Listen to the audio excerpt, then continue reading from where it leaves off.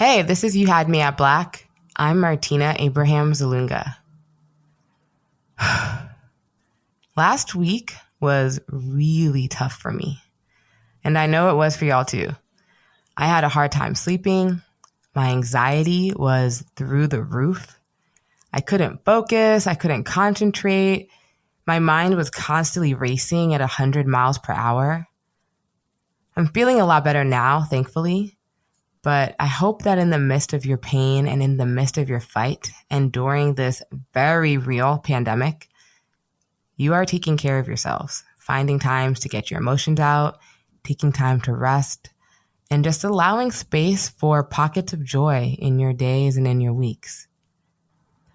The great Audre Lorde said it best. Caring for myself is not self-indulgence. It is self-preservation. And that is an act of political warfare.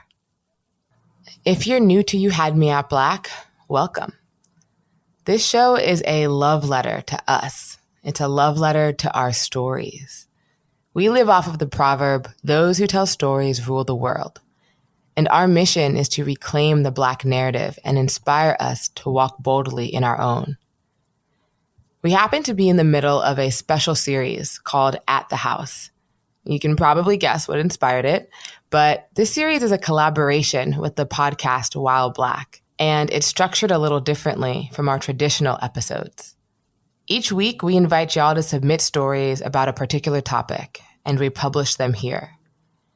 Then over on While Black, they follow up with an enlightening conversation with an expert guest who breaks down whatever topic we're covering and what it means for Black communities during COVID, but also just in general. We originally had a different topic for this week, but we quickly switched it up at the start of the uprisings. Because one thing that struck me is just how paralyzed many of us felt, not sure how to channel our emotions into action or protest. But we've been doing this shit forever. Every day we resist white supremacy, we resist racism, we resist sexism, we resist misogyny, transphobia, homophobia, Islamophobia. I mean, the list goes on and on. And it was important for us to remind ourselves and each other just how we've survived and how we've done it before. So that's what this episode is all about. It's 7 stories about different times we've protested and the different ways in which we've done so. Before we get to the stories, this episode is brought to you by Identity. They're a one-stop shop for accessing all of your accounts securely across the web. And they're a Black-owned startup, y'all. You know I had to stand. You Had Me at Black listeners can get started for free at identity.com/YHMAB.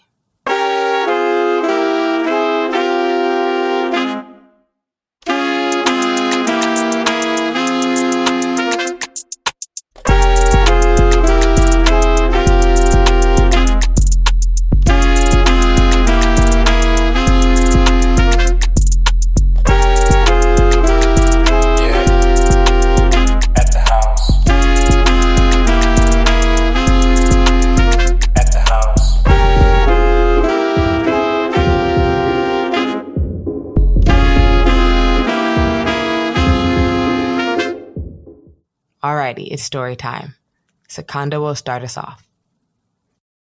At 9 years old, my brother and I, who was barely a year under me, lived in a neighborhood called Greenspoint in Houston, Texas. And this neighborhood is sort of, I don't know if it's strange in other places, but in Houston, you have these parts of town where there's nothing but apartments, but not buildings like you will see somewhere in the East Coast. I mean, literal apartments. And this community was fairly new. So it was a community that in the 90s, probably the 80s, it was built for like white folks, right?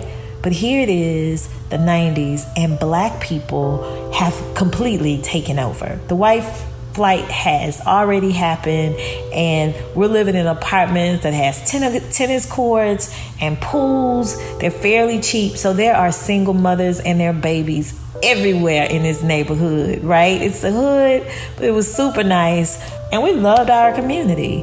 My mom didn't let us go out a lot, but she would let us walk to the corner store.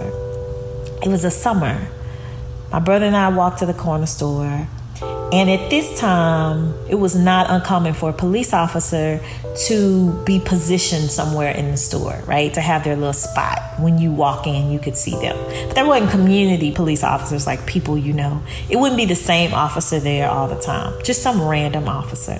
So we walk in the store. Here's the random officer, like to the left of us, right? Which was not strange. But what was strange is that this particular officer, when we walked in the store, the way that he looked at us, he was red, he was angry. We hadn't did anything. And he said something very strange to my brother. Don't ask me to remember what was said in the 90s, what he said, I did not know. But do you know what I remember? I remember thinking this man is going to kill him. This man wants to hurt us for no apparent reason. And I didn't know exactly what to do. So what I did was I looked at my brother and I told him in my 9-year-old voice, you could be here. We could be wherever we want to be. This is not his store, right? Why he ain't stop and go anyway? It's not even his neighborhood. We can be wherever we want to be, right? The police officer didn't escalate the situation. After that, we bought what it was that we needed to buy. And on my way home, all I could think was, why did that grown man want to hurt an 8-year-old boy? What is it that we could have possibly done to make him so angry? This white man, why was his face so red? We hadn't did anything but showed our black self up in a store in our neighborhood. And from that moment on, I have been speaking up against the police. I do not regret it. The only thing that I regret is when I haven't spoke up. When I see a kid that's being killed by police, it's not a surprise to me. When I see that a kid had a toy gun and the police just started firing rounds, I understand that. I remember the face of that police officer. And as a grown woman, I have never forgotten it. Next up is Jessica. She's a California girl who went to school in the South. Everything was cool, but she had a physiology class with this one professor known for his rap sheet. So we're in class and we're watching this video. It's a video of a child with a hemiplegic gait, and the child also has a leg length discrepancy. And all those words really mean are, this person had a difficult time walking. And so we're watching the video, and Dr. Ed, that's his name, asks, he says, look, how many of you guys think the leg length discrepancy should be classified as a major or a minor deviation? So the majority of the class raise their hand and they say, we think it's major. And then the rest of us, it's myself and 5 or 6 other students, we raise our hands and we're like, we think it's minor. And so Dr. Ed takes a moment, he thinks about it. He says, well, since the majority thinks it's major, it's major. And so, the group of us who felt like it was minor, we just kind of all look at each other. We're kind of sitting in the same area. We just look at each other and kind of shake our heads at one another, just like, we are paying $60,000, but what more can we expect from this instructor at this elite institution? So anyway, we chuckle a little bit to ourselves, and then I hear him call out, Jessica. And I'm like, yeah? He's like, I need you to leave class. And I'm like, why? He's like, I just need you to leave class. And I said, well, I wasn't the only person laughing. He says, I need you to go. And so realizing that there wasn't much more I could do in that moment beyond get into a big verbal altercation in front of my class, which would not help me, I got up and I left. And I'd like to give you some backstory. This was my second year in the program, and I'd met other students who had shared with me previously to be careful with this instructor because he had a rap sheet, really. He had a history of targeting students of color, targeting women. He was what they called a good old boy from the South. And I grew up in California, so I didn't know what that really meant. So anyway, I send a quick email to some folks because I see where this might be going.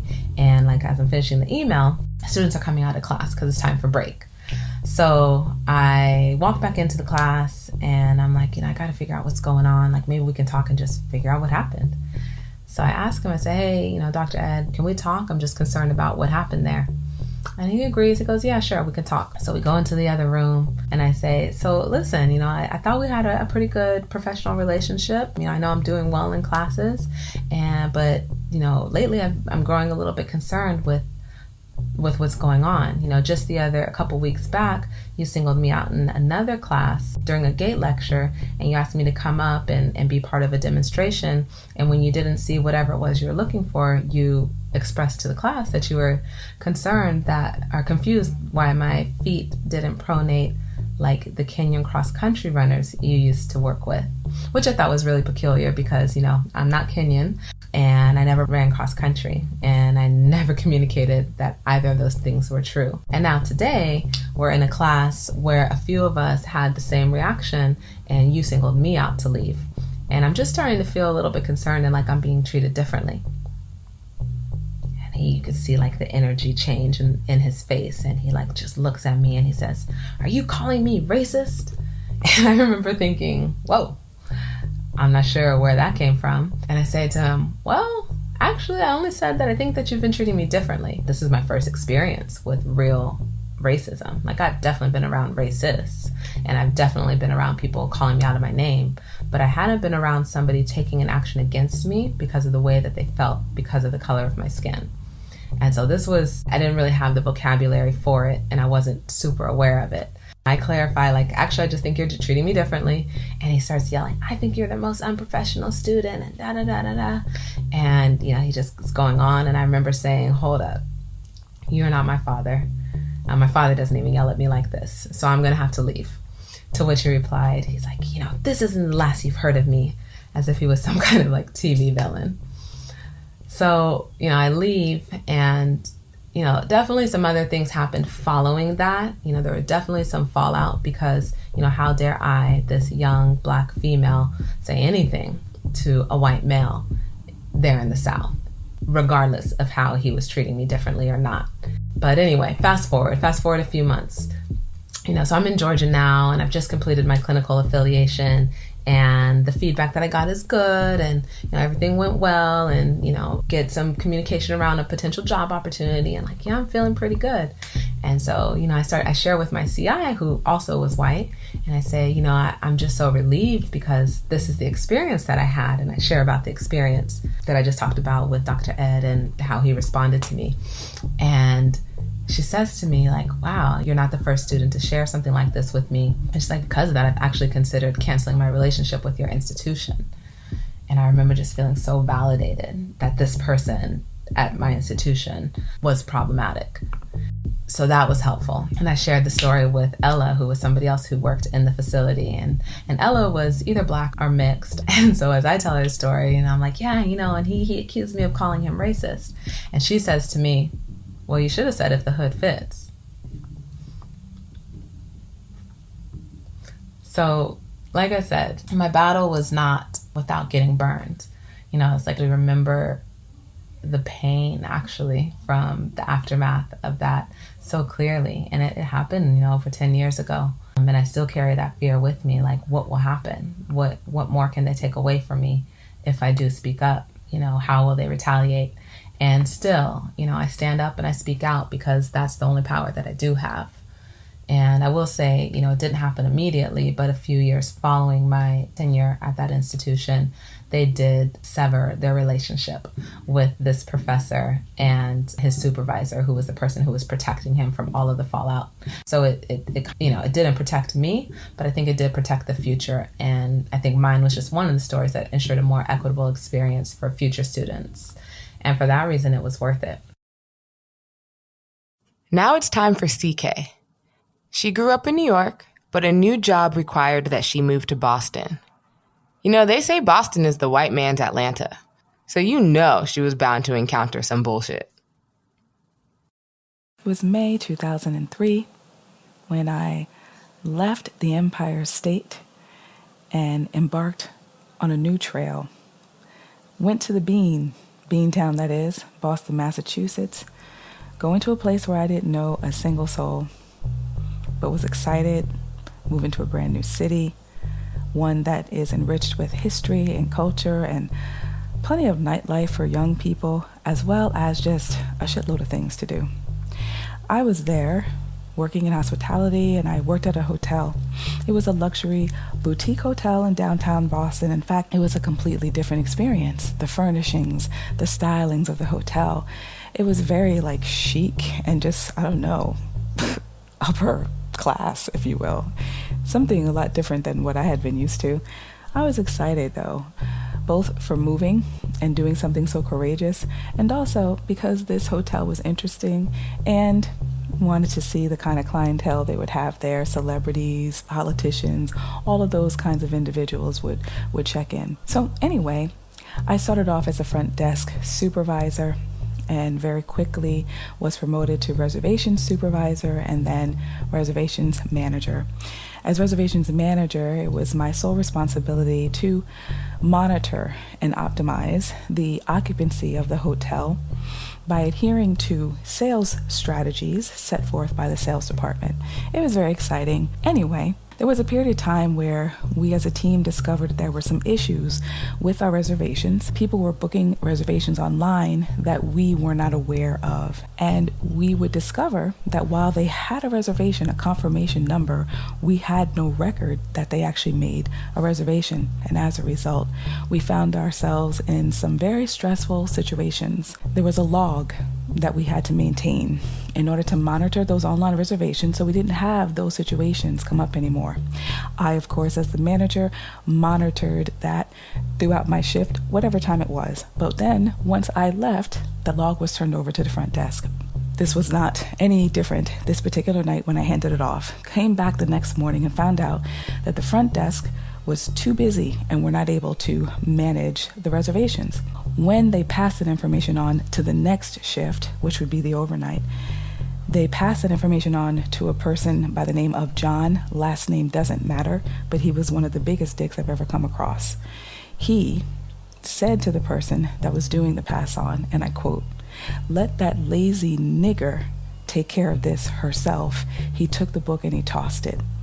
When I was told this, of course, the blood boiled in my veins. Who the hell was he talking to? Oh, he didn't know, but I was about to teach him. So I complained, went to the general manager, talked about it, was asked to write a letter and to see if I can get any kind of corroborating stories. Your girl did just that. And guess what? His ass was fired. Yep, fired. Once the general manager came and let me know that that was the case, I jumped up from the seat of my desk, threw my arms around him and said, "Thank you. And thank God I didn't leave New York to come here to Boston to a hotel that would settle for that."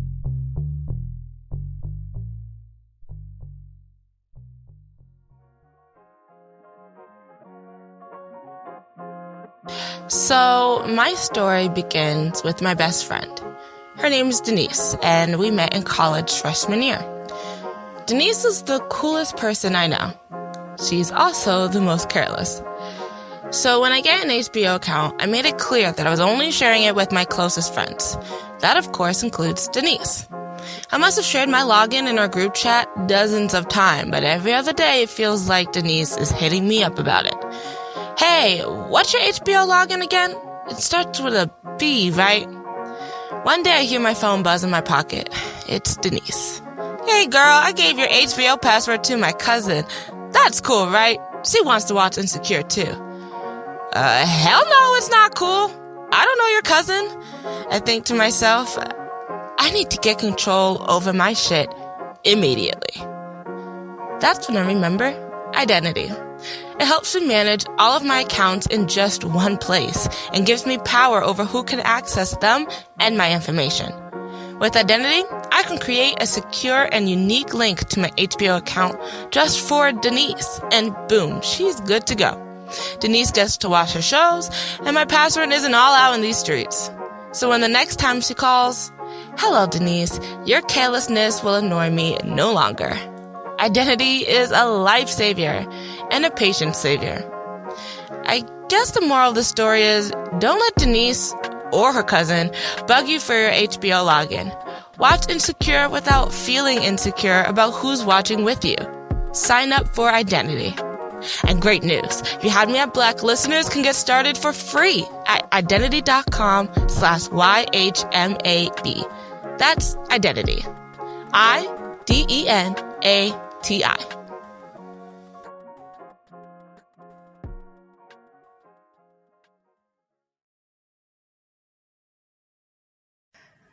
When we say acts of resistance, people often think we mean outward expression of protest. But protecting your peace is an important form of resistance. Our next two stories are good examples of that. James's job transferred him to another state, which meant that he and his family, his wife and 3 sons, had to move and look for a new home. The good news? They would be closer to family in New York City. The bad news? To be close to his job and to good schools, there was a chance they'd end up in a not-so-friendly suburb. Step 1 was to hire a real estate agent. So I got an agent, and she got busy looking at homes for me. And she finally found a home that she thought I would like. The school districts were very important to us. So she said the Yorktown School District was excellent. Yorktown is a city in Westchester County, New York, about maybe 40 minutes north of Manhattan.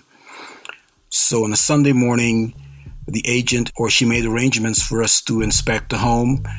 We got a home inspector. He was a white male. The real estate agent was a white female.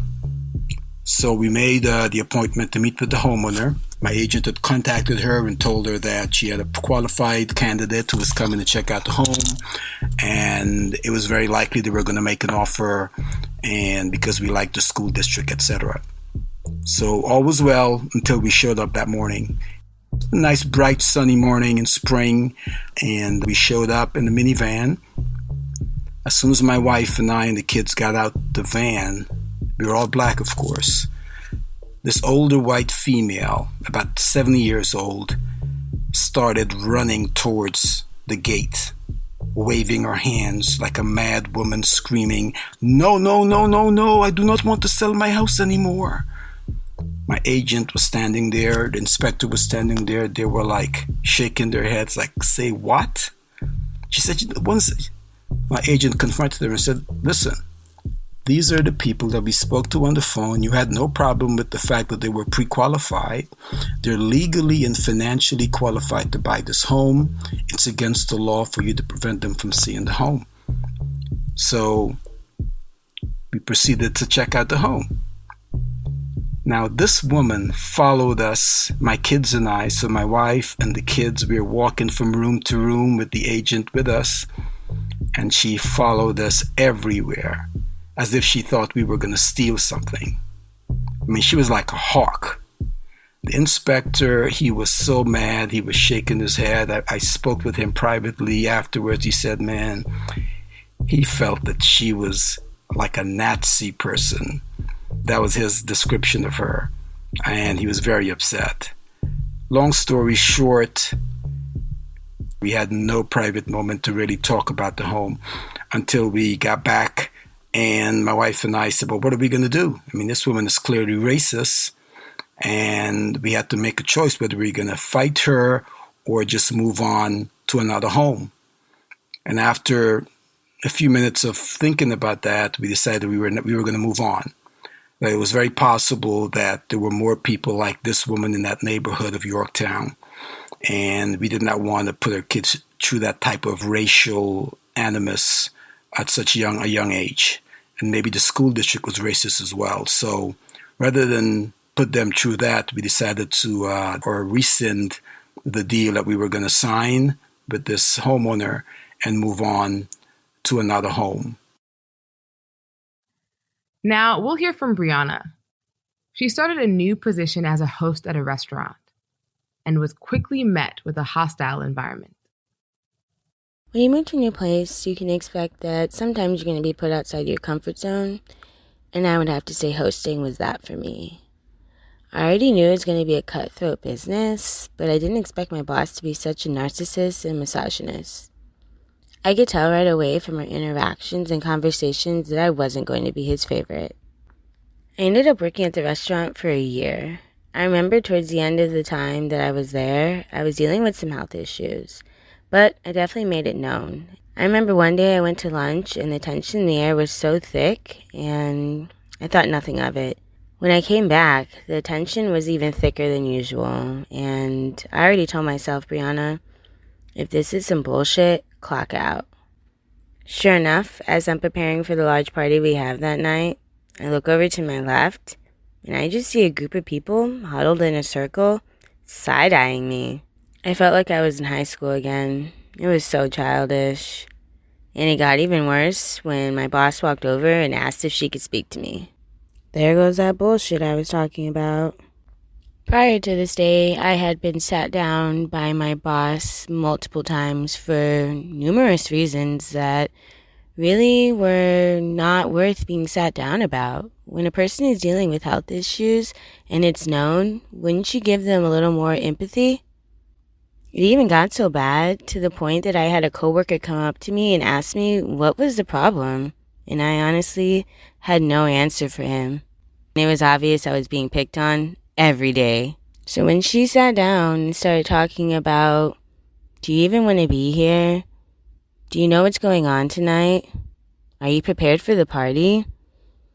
I really just wanted to ask her, what is the point of all this and why are you doing this right now? But instead, I asked her if she can get the GM. I didn't want to hear from her, and I just wanted to get the answer. When he refused to come out and talk to me, I had it. That was a disrespect, and I immediately grabbed my purse, and I clocked out. I spent the rest of my day on the beach, and I never looked back. They continued to put me on the schedule, but I didn't continue to let them disrespect me. Next, it's time for India. She's an actress, and sometimes she has to fight for her characters just as much as she does for herself. So I was working on a new work through a festival there, and my character is the only Black character in the play. And at one part of the play in the very beginning, it's supposed to happen around, let's say, like the late 1950s, early 60s. And my character is supposed to show up to a home that she is unsure of what she's going to find there, but she shows up to this home and it is a room full of white women, and she is a Black woman. And the way the scene was written was that the Black woman comes in and then everyone is sort of, oh, a Black woman. They don't really know how to react. The Black woman is supposed to sort of assert herself and her position and I guess right to be there. And every single time it just felt really awkward and uncomfortable, and then that informed my performance throughout the rest of that scene as being awkward and uncomfortable, even though my character was supposed to be comfortable after a while, but that never really happened. And the reason that never really happened for me as an actor, and I couldn't do that for the characters, because she comes into that space that technically she was invited to, but yet she has to do the work to make everyone else feel comfortable. Because the way it was written was I was sort of left to stand at the doorway and like bring myself in. I did not agree with that. I felt like if you invite this person to your home and you're prepared for whomever may show up to this secret meeting, then that person shouldn't have to do the work to be comfortable. The host should say, let me welcome you in. Because I'm sorry, I'm pretty sure any Black woman would turn around and leave. I don't know that she would stay. So it just didn't feel like it made sense to me. And then later on, there are a few moments where the other characters either say something overtly racist or there's just a whole bunch of microaggressions. And yet somehow I'm supposed to stay in the room. If you haven't guessed by now, the playwright was not Black. And I just kept going, this does not make sense. This cannot be a thing that happens. And finally, I just said, I really feel like the scene needs work. And I got so much resistance from the director about wanting to do that. Like, she didn't believe me when I said, something has to change here because this is a hostile environment for this Black character. Why does she stay? And she was willfully not listening and then kind of combative and very defensive. And it was so uncomfortable, like I was shaking.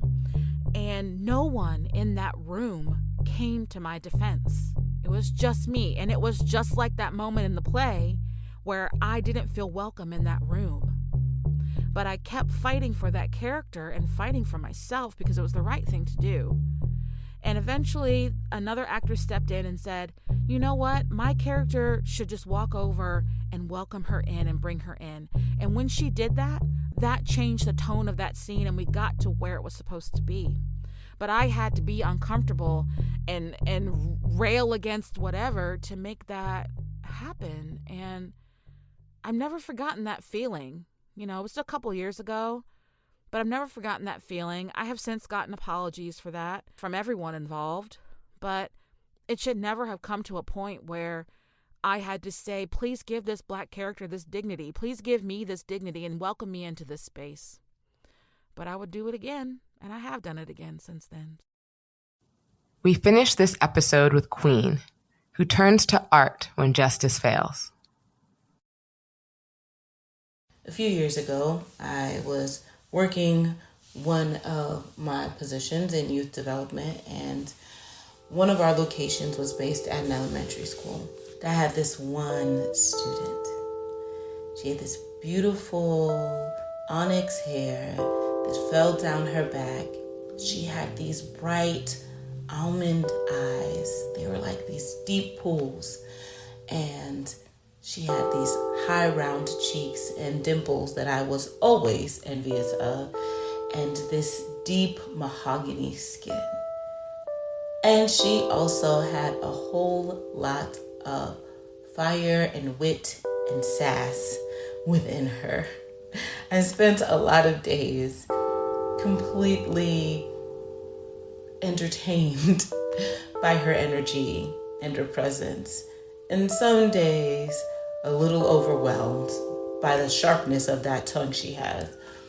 But all the days she brought me joy, and I was really glad to work with her. She, even in her rebellion, reminded me of myself. Well, I came into work one day and I noticed that she was different. And I can't remember if her colleagues told me or if it came up while we were together, but it turns out there was a boy in school that day who told her that he was going to burn her on a cross. Needless to say, I was enraged. I was so irate and hurt. So I immediately start, talking to teachers and our directors, and I couldn't comprehend why they didn't care. They kind of brushed it off as, a hurtful thing that a kid does, but I knew the gravity of that statement. I saw the way her head started to hang in that moment. When we were talking about it, I saw this girl who's usually full of brightness and brilliance. I saw her eyes dim. I saw her demeanor change as she shifted in front of me. I saw how she tried to wash away the hurt and act like it wasn't a big deal. It was a significant deal. And I knew that moment and I knew that feeling. So I felt that feeling. I saw her innocence being stolen from her. I saw the reality that so many Black girls face. That moment where you realize you don't get to be a girl. That catalyst for the beginning of a lifetime of suffering that only we understand. And I so wanted her to just be able to be a 10-year-old Black girl. I was so mad that her fresh out of college, wet behind the ears, white teacher handled it clumsily. So I scribbled down my thoughts because I know this story. It's my story. I wanted to know how I could take back our power. And this poem is what came of it. When a boy tells a 10-year-old Black girl that he will burn her on a cross, inform him that she has been fire since before time began, and her dark skin is simply evidence of the burn. You tell him her melanin, the mother, and the magma at the core of the earth. Amber is embryo, the axis been her backbone. Hang her on a cross. Watch her resurrect every 3 days. Christ's DNA, watch her incineration liberates, become solar. Whom the sun sets free is free indeed. Even gutted, she is the giving tree. You think she's scared of a little fire? Say her hair barbed wire. I say all this kink gon' cut your mouth if you're not careful. Barrettes caught in your throat if you figure your words a match. See, black girls be the fire God sends next time we burn blood at the roots, our veins in the leaves. So yes, I dare you, set her on fire and watch her blaze. I hope you prefer cremation. The melanin deficient be the most flammable. Thanks for listening to You Had Me at Black. You can catch part 2 on the While Black podcast on Sunday, June 14th. I hope that if you needed it, these stories sparked a sense of action for you. And at the very least, reminded you who the fuck you are. We come from freedom fighters who used their gifts and whatever they had at their disposal, not just to survive, but to create and to live. And that brings me into our topic for the next cycle of At the House. Believe it or not, we try to limit the number of stories about racism on the show. Not because it's something that we don't experience every day, but because we're so much more than our oppression. I've been re-inspired lately by an old Toni Morrison interview. After she won the Nobel Prize in Literature in 1993, she spoke with Charlie Rose. And she talked about how racism is at the crux of white people's identity. And in her perfectly calm and chilling voice, she challenged them.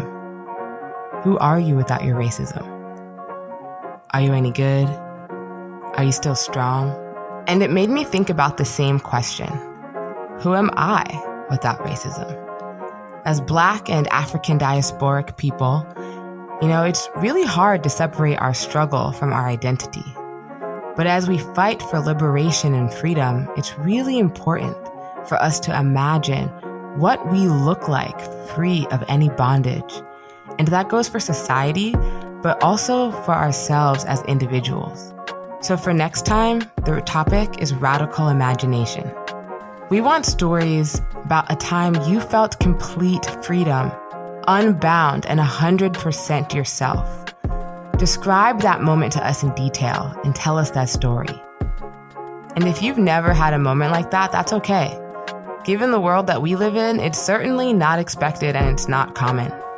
So instead, I'll ask you to imagine yourself completely free and unbound. Who are you? Describe that person in detail and send it in. We'll need responses in by Wednesday, June 17th.